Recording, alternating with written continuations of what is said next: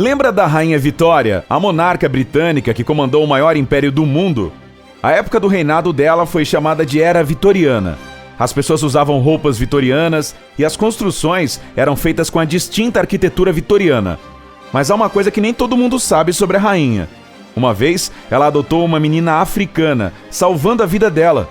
Acho que podemos chamar isso de o primeiro segredo vitoriano, não é mesmo? Aliás, melhor não. Mas vamos viajar para aquela época e entender melhor como tudo aconteceu. Estamos em meados do século XIX e as coisas estão mudando para melhor no mundo todo. Pelo menos no que diz respeito à emancipação dos escravos e na abolição do comércio deles de uma vez por todas. Isso já tinha acontecido no Império Britânico em 1834, 3 anos antes de Vitória assumir o trono. Mas acabar com a escravidão apenas no Reino Unido não era suficiente para a coroa. O Império tinha a missão de acabar com essa prática no mundo todo. Vamos pular para o ano de 1850, quando um emissário britânico chega a Daomé, que se tornaria parte do atual Benin. Comprar e vender escravos ainda era comum neste reino africano. Na verdade, seu governante, o rei Gezo, era conhecido por capturar pessoas das tribos rivais. Por isso, o capitão Frederick Forbes, da Marinha Real, foi enviado para lá para conduzir essa nobre missão. Mas o que ele conseguiu alcançar acabaria se tornando muito mais pessoal do que isso. Durante sua estadia, o rei africano o apresentou a uma de suas mais valiosas prisioneiras, e era uma menina de 7 anos, chamada Aina. 2 anos antes disso, o exército de Gezo havia atacado a cidade natal dela, que fica na atual Nigéria. Aquela pobre criança havia perdido a família inteira e depois se tornou uma escrava. Antes da tragédia acontecer, seu pai era o chefe do povo Yorubá, então ela era tida como uma princesa. Não é de estranhar porque Aina acabou vivendo na corte, em Daomé, como se fosse uma peça valiosa de algum tesouro. Mas com o passar do tempo, Gezo concluiu que a menina não tinha muita utilidade para ele. Então, havia rumores de que Aina seria usada em um ritual de sacrifício. Quando o oficial britânico ficou sabendo do destino da menina, resolveu salvá-la a qualquer custo. E você não imagina o que Forbes inventou.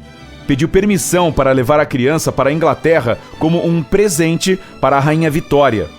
Eu sei, parece um pouco estranho que uma pessoa possa ser levada de presente para alguém. Mas ei, pelo menos ele conseguiu poupar a vida dela, já que o rei Gezo concordou. Pouco tempo depois, os dois partiram para o Reino Unido.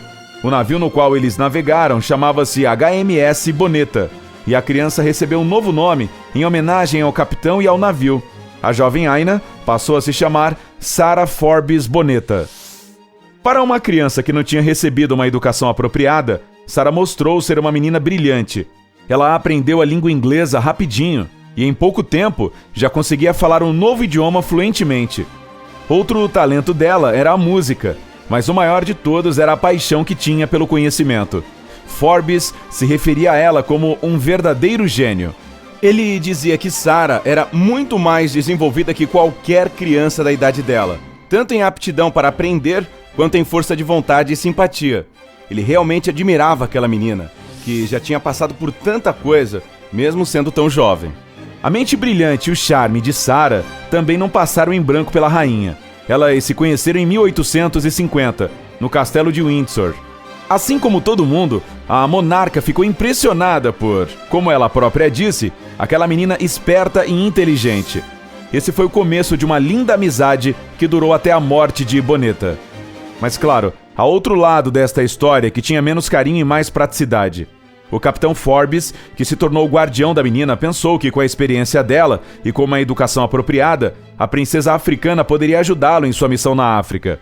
De qualquer forma, Vitória ficou feliz por poder ajudar Sarah e pagou para que a garota recebesse uma boa educação. A monarca, que fez questão de transformá-la em uma verdadeira dama inglesa, se importava tanto com Sarah que se tornou sua madrinha. Embora no começo a garota vivesse com a família do capitão, visitava a rainha de vez em quando. Vitória tinha orgulho dela, chamando-a carinhosamente de Sally, como se fosse uma parente cheia de orgulho. Sarah brincava com as crianças da realeza e fez amizade com a segunda filha da rainha, a princesa Alice, que tinha a mesma idade dela. Elas ficaram tão próximas que Alice até convidou Sarah para seu casamento. Parecia que as coisas estavam finalmente dando certo para a órfã. Ela tinha amigos e uma nova família que cuidava dela, e apreciava a proteção que recebia da própria monarca, e o mais importante, era livre. Mas um ano depois, em 1851, começou a sofrer com uma terrível tosse. Os médicos achavam que era por causa do clima inglês, que não tinha nada a ver com o qual ela estava acostumada.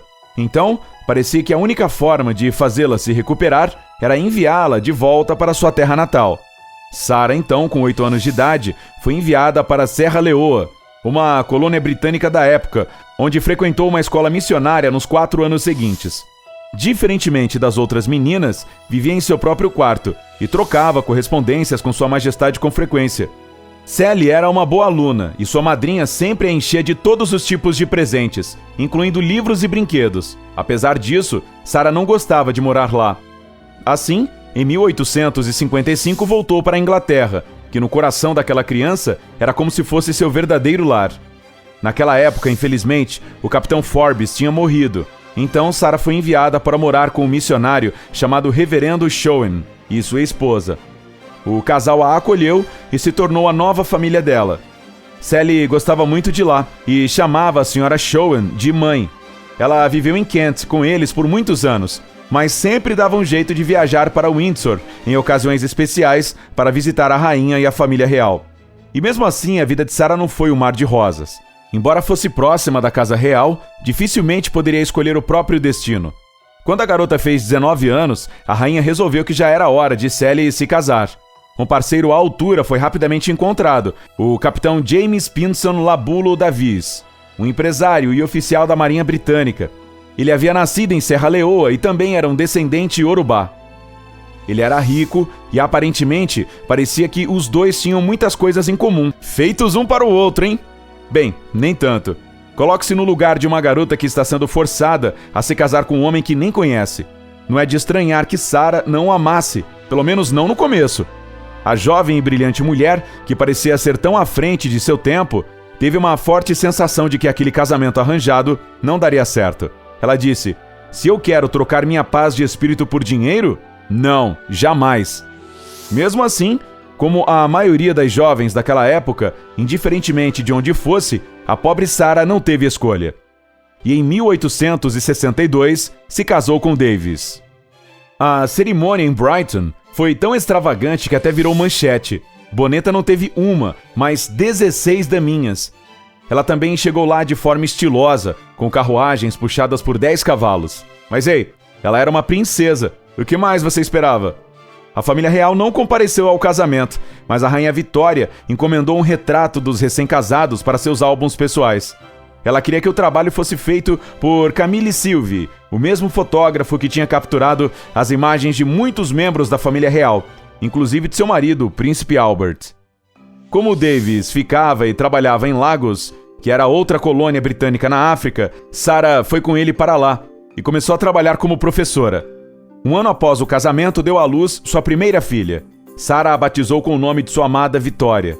A rainha, por sua vez, encheu a menina de presentes e aceitou ser madrinha dela também. Em 1867, Sarah e sua família foram rapidamente à Inglaterra, para ficar em Windsor. Essa foi a última vez que viu sua protetora e amiga de longa data.